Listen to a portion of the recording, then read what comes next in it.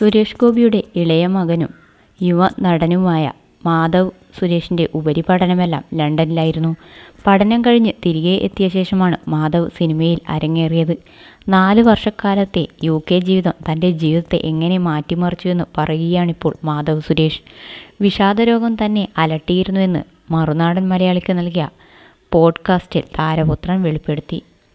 UK ജീവിതത്തിനിടയിൽ ഒരുപാട് യാത്രകൾ നടത്താൻ സാധിച്ചു പോയെന്ന് ഷാജൻ സക്കറിയ ചോദിച്ചപ്പോഴായിരുന്നു മാധവിൻ്റെ വെളിപ്പെടുത്തൽ.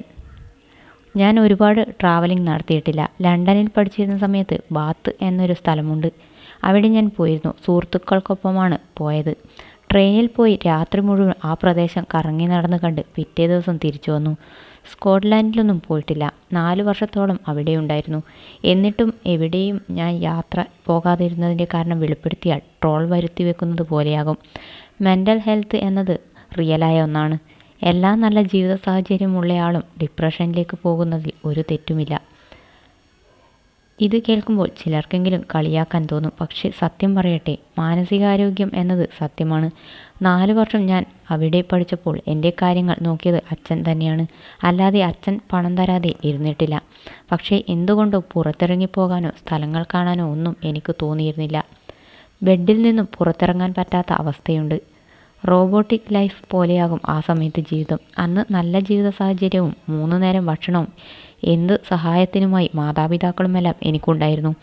എൻ്റെ പ്രശ്നങ്ങളല്ല ലോകത്തിലെ ഏറ്റവും വലിയ പ്രശ്നമെന്നും എനിക്കറിയാം.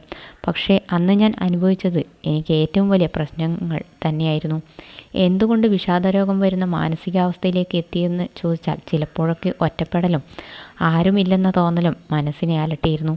പക്ഷേ എല്ലാവരും ഉണ്ടായിരുന്നു. എന്നിരുന്നാലും ഐസൊലേറ്റഡ് ആകുമ്പോൾ ഇത്തരം തോന്നലുകൾ വരും. ലണ്ടനിലെ എൻ്റെ കംഫർട്ടും നാട്ടിലെ എൻ്റെ കംഫർട്ടും ഒരുപോലെയാണ്. അതുകൊണ്ട് പരിവാരങ്ങൾ ഇല്ലാതായതുകൊണ്ട് വന്ന ഒറ്റപ്പെടലാണോ എന്ന് ചോദിച്ചാൽ നോ എന്ന് തന്നെയാകും ഉത്തരം. അച്ഛനെ അടുത്തറിയാവുന്നവർക്കറിയാം, ലക്ഷറി ലൈഫ് നയിക്കുന്നയാളല്ല അദ്ദേഹം. ഗുഡ് ലൈഫാണെങ്കിലും ഞങ്ങളുടെ ജീവിതം എളിമയോടെ തന്നെയാണ്.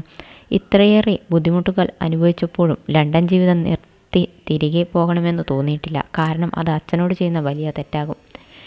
എന്തു തന്നെ വന്നാലും പഠനം പൂർത്തിയാക്കിയിട്ട് മാത്രമേ തിരികെ പോകൂ എന്ന് ഉറപ്പിച്ചിരുന്നു. ലണ്ടനിൽ പഠിക്കണമെന്ന ആഗ്രഹം എൻ്റേത് തന്നെയായിരുന്നു. അച്ഛനും അമ്മയും പിന്തുണച്ചു. ഒരു സിനിമാ നടനായി ഒരു പരിപാടിയിൽ പങ്കെടുക്കാൻ എന്നെങ്കിലും ഇംഗ്ലണ്ടിൽ പോകാൻ പറ്റണമെന്ന ആഗ്രഹം തനിക്കുണ്ടെന്നും മാധവ് പറഞ്ഞു.